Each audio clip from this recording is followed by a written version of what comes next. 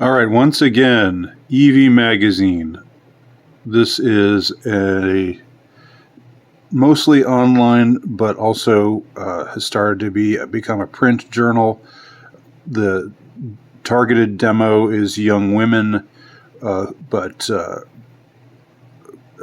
young women who are not ideologically left and who are against third wave feminism and other ravages of modernity.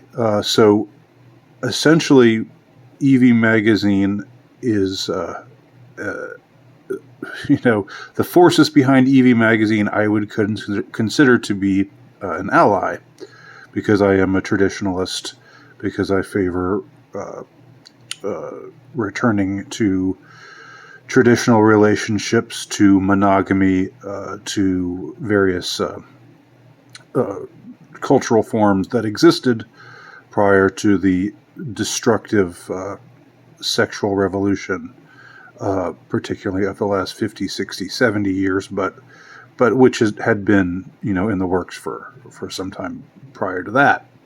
Anyway, I've got another article here in this journal that I want to take to task just a bit, with the underlying understanding that that this is criticizing an ally or a would-be ally. In any case, and I know that some of you would beg to differ from that, particularly some of you more hardcore MGTOW types out there.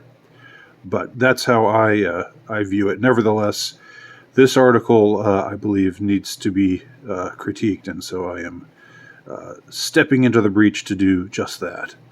The title is rather provocative. Should men really ask to kiss women? So here's the picture. It's like, so if he says, "Can I kiss you now?" then she's going to be like, "Oh man, you ruined the moment. I don't like you anymore." That's what, as you'll see, that becomes an issue here in this article. All right.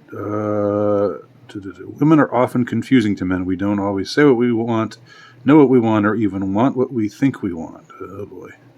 Okay, yes. So mysterious. And lately there's this new rule being thrown out that men should verbally ask to kiss a woman he's interested in. By the way, the authoress of this article is Jessica Marie Baumgardner. I do not know her, nothing personal here against the author. Just addressing the ideas being expressed. While I understand the sentiment, it's not of men should that men should verbally ask to kiss a woman he's interested in. While I understand the sentiment, it's not tangible in real romantic situations. It's not tangible. It's I think maybe editor should have asked for a better word there than tangible. Anyway, sure, it kind of sounds good, but imagine you're walking along the beach. Imagine this. Imagine, reader. A lot of my male readers, just imagine this. Imagine you're walking along the beach holding hands with the man of your dreams, with the woman of your dreams, like I think in your case. And it's going to stay a dream forever because it's over for us all. No, I'm just kidding. Imagine you're walking along the beach holding hands with the man of your dreams, and instead of leaning in to kiss you, he stops, plants his feet firmly, and asks and says, "Can I kiss you?" Okay, this is a stunner here, this paragraph. The one time a potential boyfriend asked me this, it was stiff and ruined the mood. I was so turned off, I ghosted him. Let me repeat that. It ruined the mood. I was so turned off, I ghosted him. So, really, honestly, before I read any further, you liked this guy. You thought he was a potential boyfriend, and just because he dropped the ball on this one thing, you just said, "Well, enough of you. I'm leaving you behind, sir.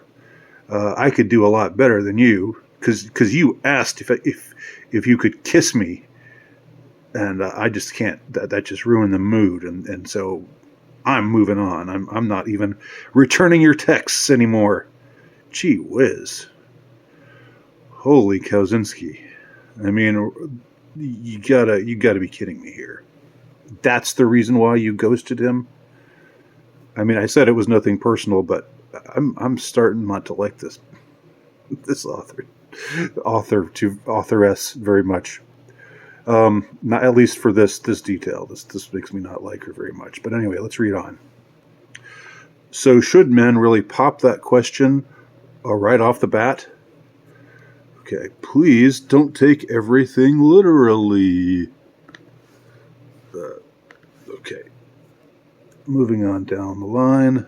Communication is so much more than verbal expressions.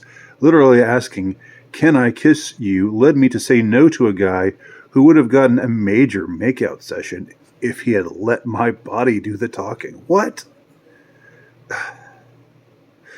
You screwed up on this in this one little way. Sorry, you're gone forever.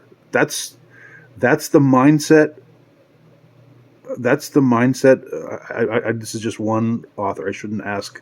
It's not really fair to say, is this the mindset of women today? But one is tempted to ask that.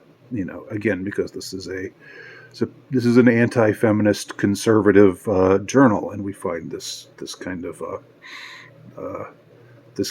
entitled mindset where a guy just makes a minor mistake like that, and boom, he's gone forever. So she goes on to write, "I'm not alone in this. Plenty of women have expressed their repulsion of being asked for a kiss. It's too straightforward. There's no buildup, no tension, no mystery. All the heat that makes for a great first kiss is kindled by attraction, and for a lot of women, there's nothing more attractive than a man who knows how to get his answer without asking." All right. Okay. I don't know what this is from, this clip. Oh, gosh. I'll read a little bit more before saying why that got me to chuckle just now. So she goes on to write, "Now, to be fair, ladies, you can bring up your distaste of men who ask for a kiss. That's always a nice hint that gives a guy some direction." Okay, so if you're with him and it's like a kiss is imminent, and you say, "I really hate guys who just who have to feel like they have to ask to kiss me," then that gives him a clue. But only if you admit you're interested in being pulled into something steamy. Wait a minute, how steamy are we talking here? I mean, I thought this was a conservative women's journal here. Anyway, but she did talk about a major makeout session a moment ago. Figurative asking is all about social cues. Of course, men can, quote, ask for a kiss without speaking. The best method is the lean. If a man leans in and the woman they're with wants to kiss him, she will draw closer. If she doesn't, she will pull back. But this requires a guy to be perceptive and really pay attention. Timing is everything. The lean doesn't work if she's talking to someone else or bending down to tie her shoe.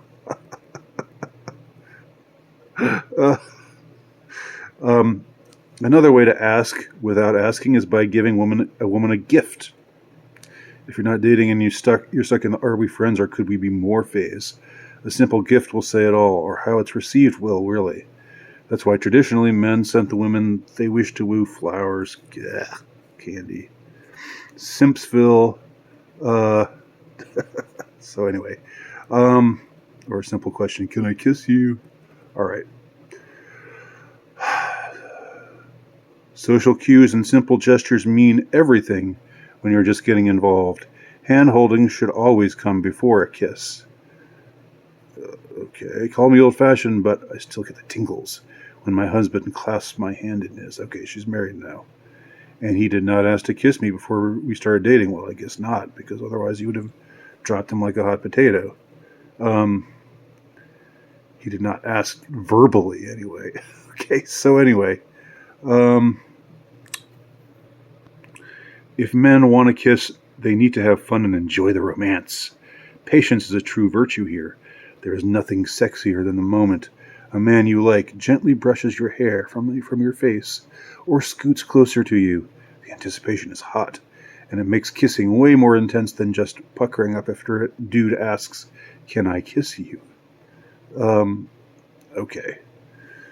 So, I think the problem with all of this is this woman is writing from the perspective of being with someone whom she is interested in and attracted to. Okay, and when a woman thinks about being with someone like that, of course the fantasy isn't that he asks, "Can I kiss you?" Of course that ruins the moment in her fantasy life.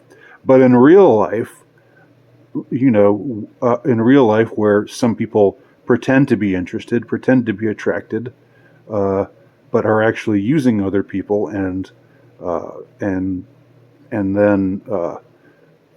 lead them on, and then when said led on person makes a move, suddenly it's Me Too time. Well, then it's just a little bit.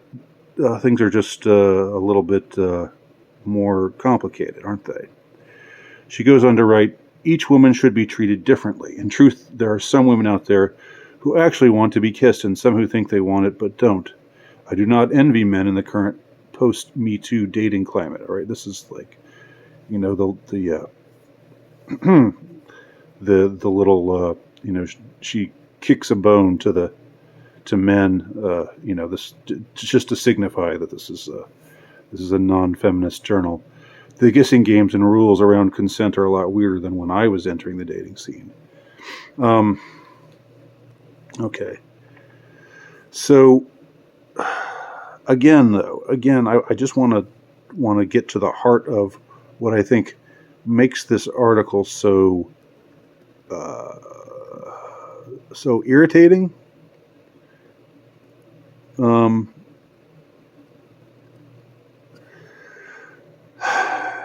Again, should men really ask to kiss women? Who is this writer thinking of when she writes this article? Is she thinking about the majority of men out there, or is she thinking of the top 10%, the top 5% of men who no woman would turn down? You know what I'm saying? The picture on the Instagram picture, shows some, I don't know if it's Brad Pitt, but some Brad Pitt-ish looking guy kissing a girl, and her legs are wrapped around him. He's hoisting her up, and her legs are wrapped around him, and it's very, very much, very The Notebook-esque, romance, chick flick kind of vibe. So they're picturing a certain kind of man, whereas they might find themselves walking or on an outing with someone, and the man thinks it's a date, but she doesn't. For her, it's just whatever she decides it to be at the moment. For her, maybe it's a free meal or something. I don't know. I don't mean to sound bitter or like I'm putting down, like I'm saying this is what women are like, because I think we're all, men and women both. We have to fight our ignoble side and be and make conscious, cultivated choices to be good, noble-minded people. But we live at an age where women are unfortunately discouraged from being noble, from being feminine, from embodying feminine virtues, and so forth, which is part of what part of the cultural cancer that this magazine, Evie magazine, is supposed to be acting as a kind of remedy for. And yet, what we see here is, again, this woman writes, of course, men shouldn't ask to kiss a girl. He should just go for it. When the moment is right, he needs to just man up and just go in for the kiss. And the women who responded to this article all enthusiastically agreed. And what I suspect is that for most of them, they are picturing being with a man that they are attracted to, and I'm imagining they're picturing the same 10%, 5%, 2%, whatever, the same high status men.